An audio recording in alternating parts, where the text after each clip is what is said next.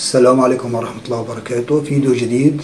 فيديو اليوم يحكي عن العقيد، نجم المنتخب السوري، هداف الدوري السعودي 3 مرات، عمر السومة. أهلا وسهلا بكم.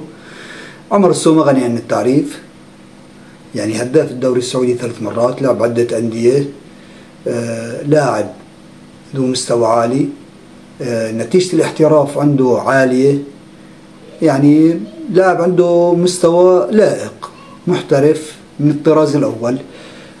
مشكلة عمر السومة مع نادي العربي خلف الكواليس ما حدا يعرف غير هم وياه، يعني الإدارة وعمر السومة ورب العالمين اللي عمال يصير بالكواليس. أما على العلن فهم يقولوا إنه الجماهير ما بدهم عمر السومة، فالمدرجات تثبت العكس، المدرجات أغلب المدرجات صارت تهتف بدهم عمر السومة بالملعب.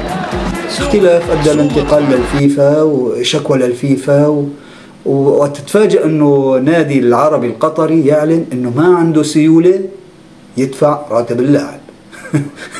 يعني قطري ما معه سيولة، فما بالك اللي مثلي، والله يكون بعوننا. اللي عمال يصير ما حدا يعلم به إلا رب العالمين. يعني بس العقلية الاحترافية القطرية بشكل عام ضعيفة، يعني فرق كبير. انه انتم تمتلكوا ميزانيات، فلازم يكون مستوى اللعيبه عندكم افضل، الاحتراف افضل، طريقه المعامله مع اللعيبه افضل. يعني طريقه القطريين طريقه ديكتاتوريه بيك تقول. فالمشكله انه بالقطريين انهم ديكتاتوريين. يعني تخيلوا كلنا نتذكر بكأس العرب يوسف بلايلي سجل جول لمنتخب بلده، ليش احتفل؟ فصلوا نادي قطر، استغنى عن خدمات اللاعب. يعني مع كل احترام لقطر بس بديكتاتورية. اما اللي عمال يصير بينهم وبين عمر السومة ما حدا يعرف. فاللاعب جته عدة عروض، بس انه المشكلة إدارة نادي العربي ما بدها تدفع السيولة. يعني ما حدا يرضى يشتغل ببلاش. انت تشتغل لي وتعطيني، او تشتغل عندي وما تاخذ اجرك، ما حدا يقبل بهذا الامر. ولا اللاعب يعني مهم، جت عدة عروض. الأخبار تقول إنه الاتحاد، الشباب، أحد، هي بالسعودية، فببعض مصادر ثانية تقول بأندية بالإمارات، بأندية بالكويت.